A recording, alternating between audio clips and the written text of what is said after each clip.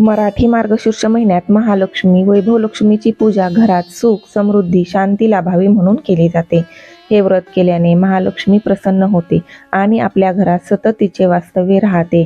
सगळ्यात महत्त्वाचे म्हणजे घरातल्या स्त्रीच्या वाणीत गोडवा, घरात स्वच्छता आणि स्वभावात आपलेपणा असला की सर्व अनोळखी लोकांना सुद्धा ते घर आपलंसं वाटतं आणि तिथेच महालक्ष्मीचे वास्तव्य असते. उपवास, व्रत, पूजा यासोबतच स्वतःच्या आचरणामध्ये स्वतःमध्ये देखील काही चांगले बदल करून घेणे गरजेचे असते. तर आजच्या व्हिडिओमध्ये मी अमृता वारे व्लॉगमध्ये सर्वांचे मनापासून स्वागत करत आहे आणि मार्गशीर्ष महिन्यातली गुरुवारचे व्रत पूजा कशा पद्धतीने करावी हे सांगणार आहे. मार्गशीर्ष महिन्यातले गुरुवारचे व्रत सर्वच बायकांना खूप आवडते. तर चला तर मग आपण आजच्या या व्रत व पूजेला सुरुवात करणार आहोत. तर आजची ही पूजा कशा पद्धतीने केली जाते हे मी तुम्हाला आज डिटेलमध्ये सांगणार आहे. त्यासाठी पूर्ण व्हिडिओ पहा आणि आपल्या व्हिडिओला सगळ्यात आधी लाईक करा. आपण कोणतीही पूजा करतो तेव्हा घरात ज्या ठिकाणी पूजा मांडायची आहे ती जागा सर्वात आधी एकदम स्वच्छ करून घ्यायची आहे आणि तिथे असा पाट मांडून त्याच्यावरती लाल रंगाचं चांगलं शुद्ध धुतलेलं किंवा बिना धुतलेलं नवीन वस्त्र अंथरून घ्यायचं आहे आणि नंतर त्या वस्त्रावरती आपण महालक्ष्मीच्या फोटोची सर्वात आधी स्थापना करणार आहोत. तर इथे मी महालक्ष्मीच्या फोटोची स्थापना करून घेतलेली आहे आणि आता त्याच्यासमोर आपल्याला कलशची स्थापना करायची आहे. तर महालक्ष्मीच्या फोटोची सर्वात आधी हळदी कुंकू लावून मी पूजा करून घेतली आहे. महालक्ष्मीला नेहमी लाल रंग आवडतो आणि लाल रंगाची फुलंही आवडते. कमळाचे फूल आणि गुलाबाचे फूल महालक्ष्मीचे प्रिय आहे. त्याच्यामुळे मी महालक्ष्मीला सगळ्यात आधी गुलाबाचे फूल अर्पण केले आहे. त्याच्यानंतर आपल्याला इथे कलश स्थापना करायची आहे. कलश स्थापना करण्यासाठी आपण अक्षदा घेतलेल्या आहेत. अक्षदा टाकून घेतल्या, ठेवून घेतल्या पाटावरती आणि अक्षदांनाही नंतर आपल्याला हळदी कुंकू करून घ्यायचं आहे. अक्षदांची पूजा करून घ्यायची आहे कलश स्थापनेसाठी. त्याच्यानंतर या अक्षदांवरती आपल्याला कलशची स्थापना करायची आहे. कुठल्याही पूजामध्ये कलशची स्थापना सर्वात आधी केली जाते. कलश स्थापनेनेच पूजाची सुरुवात होते. त्याच पद्धतीने आपल्यालाही आज इथे कलश स्थापन करायचा आहे. आजचा कलश वेगळा असणार आहे. महालक्ष्मीच्या प्रती आज आपण कलशची स्थापना करणार आहोत. तर कोणताही कलश स्थापित करण्यापूर्वी त्या कलशवरती आपल्याला याप्रमाणे कुंकवाच्या अष्ट दिशाला 8 रेषा करून घ्यायच्या आहेत. तुम्ही समोरच्या बाजूला स्वास्तिकही करू शकता. मी 8 बाजूंना 8 रेषा काढून घेतलेल्या आहेत. तर याप्रमाणे तुम्हाला 8 बाजूला 8 रेषा कुंकवाच्या करून घ्यायच्या आहेत आणि त्यानंतर आपल्याला कलशामध्ये एक नाणं, 1 रुपयाचं 1 नाणं, 1 सुपारी असं टाकायचं आहे. कलश मी पाण्याने भरून घेतलेला आहे आणि त्याच्यामध्ये 1 फूलसुद्धा टाकलेलं आहे. तर त्यानंतर हा कलश आपल्याला इथे या अक्षदांवरती ठेवायचा आहे. कलश ठेवून झाला की आपल्याला या कलशावर नागवेलीची पानं, जी आपली खायची पानं असतात ती 5 पानं ठेवायची आहेत. तुम्ही इथे नागवेलीची पानं नाही भेटली तर आंब्याची पानं, आसोपालाची पानं किंवा 5 फळांचे ढगळेसुद्धा घेऊ शकता. 5 फळांचे ढगळे मिळणं शक्य नाही म्हणून मी इथे ही नागवेलीची पानं घेतली आहेत आणि त्याच्यावरती श्रीफळ ठेवून दिलं आहे. तर अशा पद्धतीने कलशावरती नागवेलीची पानं आणि नागवेलीच्या पानामध्ये 1 श्रीफळ अशी स्थापना आपल्याला कलशाची करून घ्यायची आहे. आणि त्यानंतर मी असा एक देवीचा मुखवटा देखील या श्रीफळला लावलेला आहे. हा मुखवटा मार्केटमध्ये इझिली मिळेल तुम्हाला. तर असाच मुखवटा मी सुद्धा इथे लावलेला आहे. त्याने खूपच छान वाटत आहे. तर याच्यानंतर आपल्याला 3 नागवेलीची पानं नंतर इथे स्थापित करायची आहेत.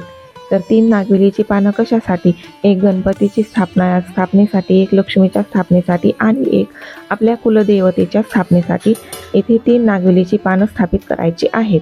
त्याच्यानंतर आपल्याला गणपतीची पूजा करायची आहे. सगळ्यात आधी आपण गणपतीची स्थापना करणार आहोत कारण कोणत्याही पूजेची सुरुवात श्री गणेशाच्या पूजेनेच होते. म्हणून ही गणपतीची माझी रोजची देवघरात पूजायची मूर्ती आहे. तर या मूर्तीला मी दुधाने अभिषेक करून घेतला. त्याच्यानंतर पाण्याने अभिषेक करून घेतला आहे. ओम गणेशाय नमः असं म्हणून या मूर्तीचा अभिषेक करून घ्यायचा आहे आणि नंतर या मूर्तीला स्वच्छ एका कॉटनच्या चांगल्या कपड्याने पुसून घ्यायचं आहे आणि त्याच्यानंतर सगळ्यात आधी इथे गणपतीची स्थापना करून घ्यायची आहे. गणपतीची स्थापना करण्यासाठी आपल्याला इथे पहिल्या नंबरवरती जे पान ठेवलं आहे त्या पानांवरती अक्षता घ्यायच्या आहेत. अक्षदांवरती हळदी कुंकुम करून घ्यायचं आहे। तर हळदी कुंकू केल्यानंतर इथे आपल्याला गणपतीची स्थापना करायची आहे। कुठल्याही पूजेमध्ये अशाच प्रकारे सगळ्यात आधी गणपतीची स्थापना केली जाते। गणपतीच्या प्रती तुम्ही सुपारी सुद्धा ठेवू शकता। तर याच्यानंतर मी आजची पूजा आपली आहे महालक्ष्मीची, म्हणजे आपण येथे महालक्ष्मीची देखील मूर्ती घेतली आहे। ही माझी देवघरात पूजायची महालक्ष्मीची चांदीची मूर्ती आहे। तुमच्याकडे जी मूर्ती जशी असेल तशी तुम्ही घेऊ शकता। तर मी आता या महालक्ष्मीच्या मूर्तीला सुद्धा अभिषेक करून घेणार आहे। तर सगळ्यात आधी दुधाचा अभिषेक करून घेतला, त्याच्यानंतर पाण्याने अभिषेक करून घेतला आणि महालक्ष्मीच्या मूर्तीला सुद्धा एका चांगल्या स्वच्छ अशा कपड्याने पुसून घेतला आहे। गणपतीनंतर इथे आपण महालक्ष्मीची स्थापना करणार आहोत। त्याच्यासाठी अक्षता ठेवल्या आहेत मी नागवेलीच्या पानावरती। हळदी कुंकू करून घेतलं नागवेलीच्या पानावरच्या अक्षदांना आणि आता त्याच्यावरती आपल्याला लक्ष्मीची स्थापना करायची आहे। एकदम कलशाच्या समोर महालक्ष्मीची स्थापना केली आहे। मागे कलश आणि त्याच्यामागे महालक्ष्मीचा मोठा फोटो। त्यानंतर आपण एक सुपारी घेतली आहे इष्टदेवतांच्या प्रती, म्हणजे आपली कुलदेवता आणि अजून काही दुसरे सगळे जेवढे देव असतात त्या देवतांच्या प्रती एक सुपारी घेतली आहे।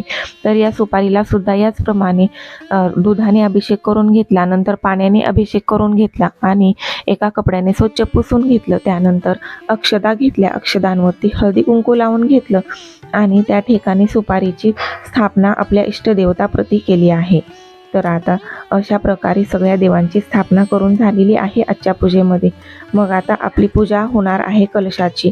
तर कलशाची पूजा आपण केल्यानंतर कलशाला हार घालून घेतलेला आहे। तुम्ही श्रीफळला सुद्धा डायरेक्ट हार घालू शकता, त्याला सुद्धा नथ वगैरे घालून असा शृंगार देवीसारखा करू शकता। तर माझ्याकडे हे असं लक्ष्मीचं मूर्ती आहे, त्याच्यामुळे मी असं मुकुट लावून घेतलेला आहे।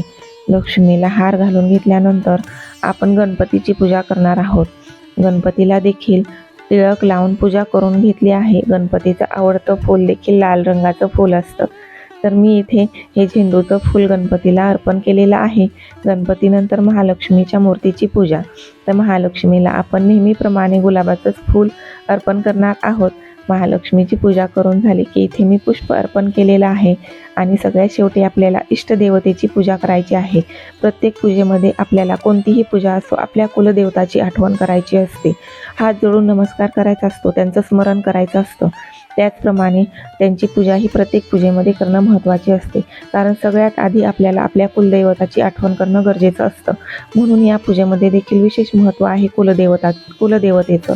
तर आता या पूजेमध्ये हे देखील खूप महत्त्वाचं आहे। ह्या सगळ्या गोष्टी महालक्ष्मीला खूप प्रिय आहेत।